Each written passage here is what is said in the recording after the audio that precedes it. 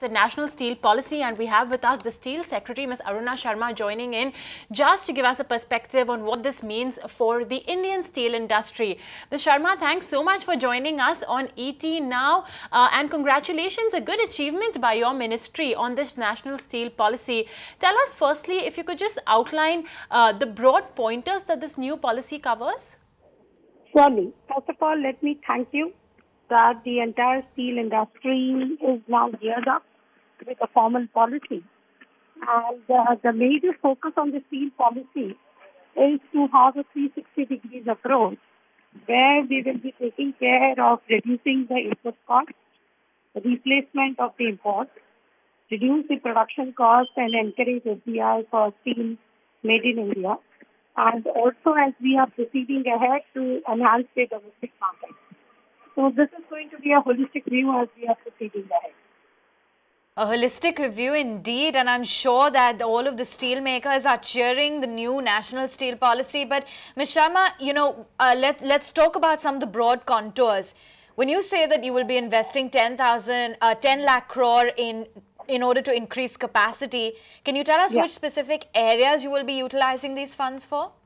Definitely, there is no funding from the government sector. It is being a deregulated sector, the market forces will take care. The secondary steel sector will develop their capacity. So the private steel manufacturers and public sector units. The focus is not only to expand the crude steel usages, but also the utility products as we are going ahead into it. So there will be value addition, more and more investment.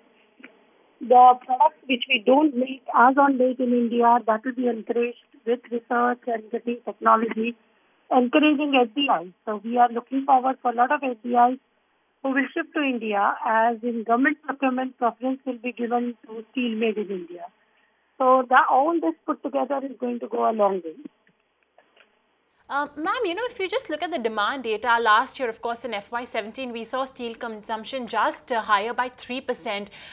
Yes. Firstly, with this policy wherein you'll be giving preference to locally manufactured steel and iron ore products, of course, for government projects, where do you see steel consumption growing, let's say next year onwards? And right now, how much does the government procure via imports and how much does it, procure via locally manufactured steel? See, it is more an issue of what you get in the whole process as what we are getting the expansion in the infrastructure every year. If you look at the budget of 17-18, government has made a provision of 400,000 crores of rupees in infrastructure. Now in the infrastructure, the percentage of steel to be used, we are working towards its enhancement. So we expect nearly 30 to 35% of this amount to go for the consumption of steel. So that is going to be a very add-on kind of a demand into the steel structure. Today, 85% of the steel what we manufacture is being consumed. But the low spending on infrastructure has been the hit point. And now more provisioning of spending on the infrastructure, we are very sure we will be going a long way. Just to, get those numbers straight, what did you say? By how much do you expect steel consumption to improve in FY18? 33% of what all add-on is spent on the infrastructure by the government. Okay. So the steel consumption is going to go up very, very high into that. See, you can look at the bridges, you can look at the buildings, you can look at the housing, you can look at the various kind of investments whether it will go into building and defense in the coming years. All this will require steel. And steel made in India, steel make in India is going to go a very, very long way into this. So definitely we look at the straightaway consumption by 20 touching 150, which we have already touched nearly 100 this year. And then the market forces will trigger off and go on a trajectory, which by 30 I am very sure we will reach. This is the only country which is growing at 7.5% growth rate. So with that kind of a growth rate, it has to be steel-based. I mean, you can't get that kind of a growth rate with low steel consumption.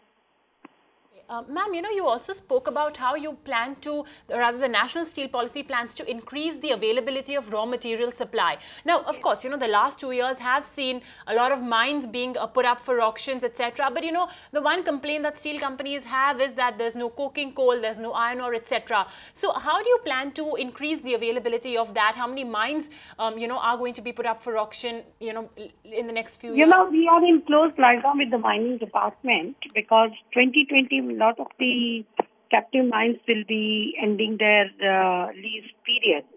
So we are working it out so that there is absolutely zero disruption when there is a switchover, and we have sufficient iron ore in this country.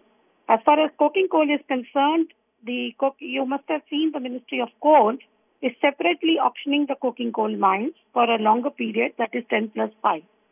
So the steel makers can bid for it, get the dedicated coking coal mines, invest in the washery, and go ahead with it. Besides, a lot of technology is available where the requirement of coking coal can be reduced. And that is going to be a focus in when we are talking to reduce the input cost, as to find the alternatives for the import.